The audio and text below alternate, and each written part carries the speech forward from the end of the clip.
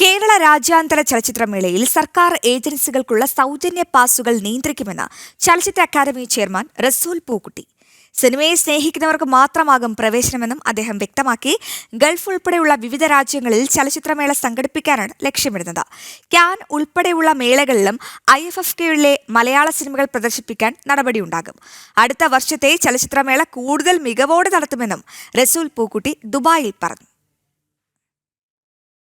നിർത്താൻ പോകുന്ന സംബന്ധം അറിയാം. ഈ ഇഫ്കേൻ്റെ സമയത്ത് ഒരുപാട് ഗവൺമെൻറ് ഓഫീസസ്, മിനിസ്റ്റേഴ്സ്, അതായത് മിനിസ്റ്റേഴ്സിൻ്റെ ഓഫീസ് മാത്രമല്ല, ഈ മറ്റ് ഗവൺമെൻറ് ഓഫീസസ്, പോലീസ് ആയാലും ഇവരെല്ലാവരും പാസ് ചോദിക്കും ഫ്രീ ആയിട്ട്.